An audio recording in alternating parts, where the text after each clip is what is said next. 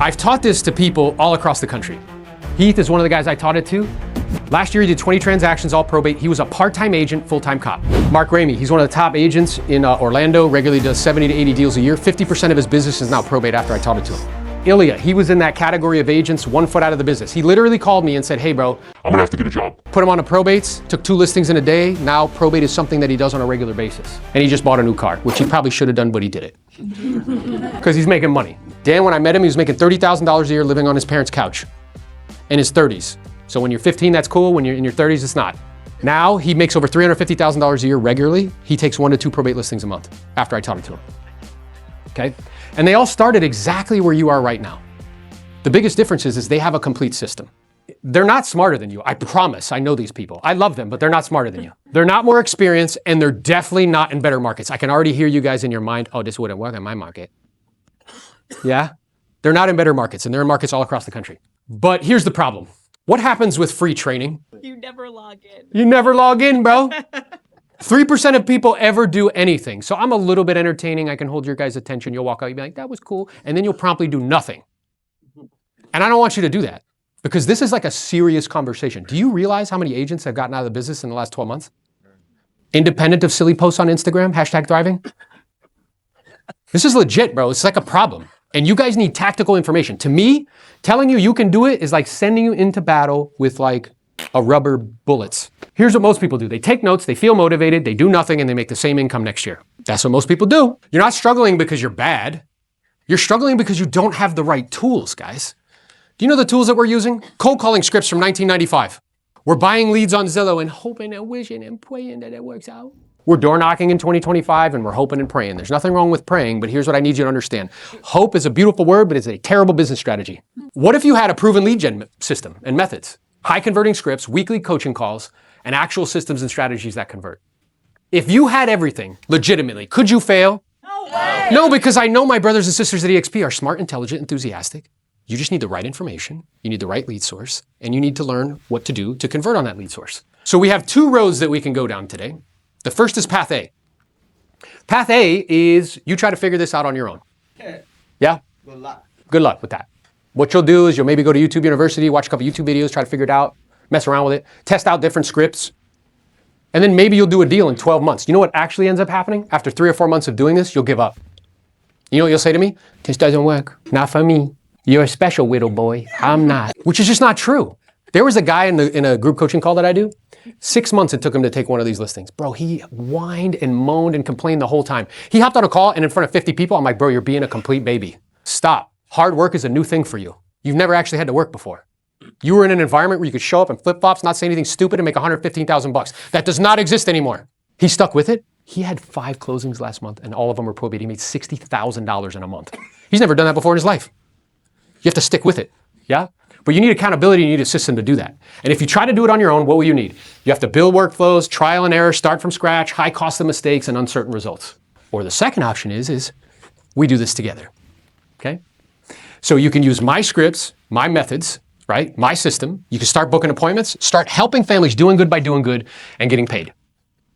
And that's why I've created something that changes everything, okay?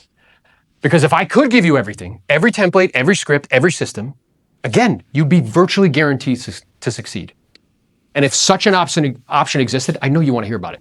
Because for 10 plus years, agents have been asking me to create something to give them access. Everybody knows I'm listing all these properties and I'm doing it through probate and they want to have access to it. So that's why we've created the Probate Masterclass. Now, the people at Elevate Coaching came to me and they said, hey, we understand what's happening in the environment that we're in right now. Agents need a predictable, duplicatable lead source that they can go into the marketplace because we're seeing what's happening. Yes? Yes. And they said, hey, we know you have a probate course and we know that it's really good and it's very successful. Is there a way that we could collaborate? Because we're all about collaboration, yes? And could you offer something to your beautiful, amazing, fantastic brothers and sisters at EXP that you don't offer to anybody else? And I said, sure, why not? We're gonna give you the complete library of every training program, every script template that my 7-figure team used to do 50 to 60 probates every single year for 5-6 years in a row. But this is what makes it different, because most programs just give you information and wish you good luck. Yeah? How many people participate in those programs? Yeah? You pay a bunch of money, they give you information like, good luck, you can do it. when they came to me like, hey, how can we do something that you normally don't do? Because when people participate in my probate course, normally, it's just on demand. They never speak to me. They get access to it and it's learn on their own pace. So we're gonna do something that's different in conjunction with Elevate Coaching. We're gonna provide you with training, tools, coaching, and accountability. So let me show you exactly what's inside. You get a step-by-step course on demand to show you how to get the probate data. Screenshots, screen records. What are you looking for at the courthouse? Yeah? I'm gonna show you how to get the contact information, how to load that into your CRM, how to create those ancillary services so you can set yourself apart from other agents. The rest of that conversation, because there are objections that happen. Yes? Yes. And, you know, people aren't always gonna be like, yes, come over today and list my house, right? So how to have that conversation with people in a meaningful way. And then you also get, and this is the thing that I've never done before, is you guys get office hours with me. Because most of the time when people participate in this course, we do webinars. I'll sell 10 of these in 60 minutes. And they never speak to me.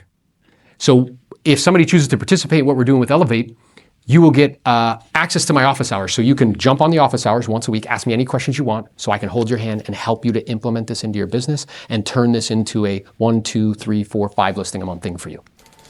So with that, we have some time for some questions, comments, concerns, observations, hallucinations. What questions do you have for me about probate? Yes?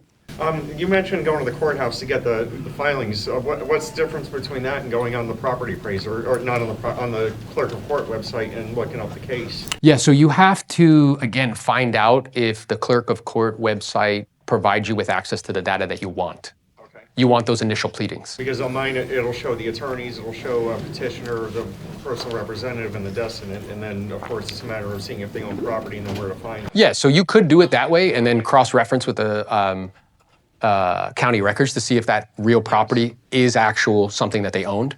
And then you would have to take that data and somehow get it into a CRM so you can make calls. Yes? I have a listing right now that is probate. Just came through to my sphere, but like I kind of sat there like a deer in the headlights because I didn't know what to do or how to guide them except for connect them to my real estate attorney. Yeah. Which I did. Then I didn't know what else to do. I already do those other things like cleaning, painting. Yeah. And blah, blah, blah. So do you go, in this course, do you go kind of deeper diver into like how to guide them through the rest of the process? Yeah, 100%. Yeah, so how to guide them through from start to finish, how to have those conversations with them. Because really what they're looking for, and again, any attorneys in the room, I love you. Most of them never spend the time to actually talk to people.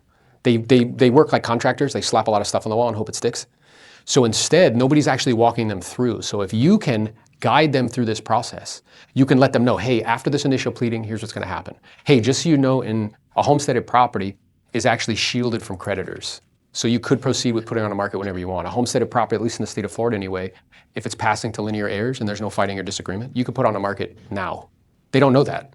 And the attorney didn't tell them that often, right? So by understanding that, you can add value and that'll set you apart. And that right there, what you were just, the Yeah. couple comments that you just said, that's a part of this course too. You're gonna say some of that. Oh yeah, so I walk you through the entire conversation, right, from start to finish. So I gave you the opener today, but it fractures from there because it can go a couple different directions. I also share with you how to create urgency because oftentimes people don't recognize, you know what they'll say to you? I need to wait till the probate's complete.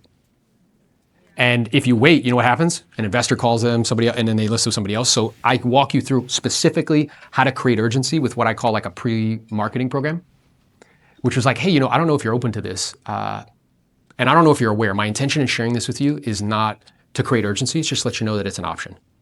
That it looks as though this property was a primary residence for your family member at the time of passing. Is that correct? Yes. So that means it was a homesteaded property, right? And then it also seems as though, based on my conversation with you, there doesn't seem to be any fighting or disagreement amongst beneficiaries. You guys are all in agreement in terms of selling? Yes. So nobody's challenging you being personal representative, correct? No. So it's not a question of if you're going to become the personal representative, it's just when. Yes. Okay, so what we can do, if you're open to it, is we can proceed, we can authorize a listing agreement. In the additional terms and conditions, it'll say that this agreement is subject to Susie Smith becoming personal representative in the blank estate. We can proceed with putting it on the market for sale. Because putting it on the market and selling it are two different things. We could put it on the market for sale. We get an offer. In this marketplace, it usually takes 45 to 60 days to get an offer, another 30, 45 days to close.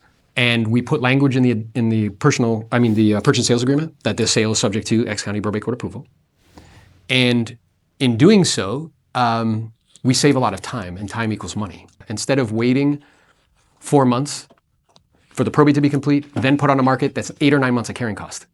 Instead, we can have an offer in place and we can close in 90 days and therefore save your family thousands of dollars in carrying cost. Is that something you'd be open to? They're like, yeah, that's awesome. So it's just walking you through how to have that conversation with people. The point where we sign the listing agreement with the executor, how much time is the process before they become the executor? Because we can't do a listing agreement until the court assigns. Well, you can if you, what market are you in? Texas. Yeah, so I could be wrong. Okay. You'd have to figure that out, but I think with a high degree of probability you can. You just have to have language in there that states that it's subject to. Subject to X County Probate Court approval, subject to John Smith being personal representative. You know what I'm saying? Yeah. And then you have that in place. And the reason, it was not uncommon for me when I was doing this in high volume, I'd have 10 listings waiting to come on the market. I call it winter wheat, like they're just waiting. And by the way, the reason why you want to lock it up is because somebody else will call them. Their neighbor will be like, I want to buy it. Yeah? So we're locked up. Ladies first, and then gentlemen. Okay. Would your course be like state specific or like? Yeah, so what the course does is it gives you a very clear overview of probate, right? It'll give you very clearly, specifically what to say and how to say it, which will help with conversion. Because that's a really important part. It'll also show you where to get the data and how to get it. There are some nuances, because remember how I shared with you geographically, like in terms of courthouses and data, there's differences. That's something that you will have to figure out. Good question, yes? You box up their stuff, ship it to them. Yeah. You say you cover that cost. Do you put that on the back end? No, here's what's cool is we don't cover the cost, we just connect them with the vendor.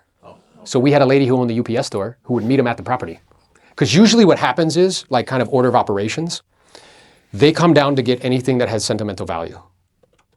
And then after that, they're like, I don't care. So when they would come down, they have oh, we have to get out in a minute. Okay, so when they have sentimental value, they would come down and we would just have the person meet them there. And it just saves a lot of time. Before we go, everybody stand up. I want to end our time together, again, with the high energy equals high income, okay? And I know we spent some time together. I really appreciate you guys doing so. We're going to end our time the way I end all of my meetings, which is with 2 claps and a Ric Flair. If you don't know who Ric Flair is, I feel bad for you. So what I'm going to say is I'm going to say, give me 2 claps and Ric Flair, and everybody's going to go, and then, woo, like let it all out. And I want you to let it out as though the incoming people are like, what in the world are they talking about? Everybody up for this? Yes. Everybody up for this? Yes. All right. Give me 2 claps and Ric Flair. Woo! Let's go have an amazing rest of the day on purpose. Thank you, Aaron. Yeah, pleasure. Cheers, sir. Now we get to the nitty gritty, the tactics. Who's up for tactics? Yes or yes? Yes. Good. Well, you need what I would call gun and bullets. The gun is information for the probate, meaning the personal representative, the executor, the beneficiaries, the real property, if there was any, which we want there to be real property. And then you need phone numbers. Now there's 2 ways to get data. The first way is you go to the courthouse. The second way is you use a third-party provider.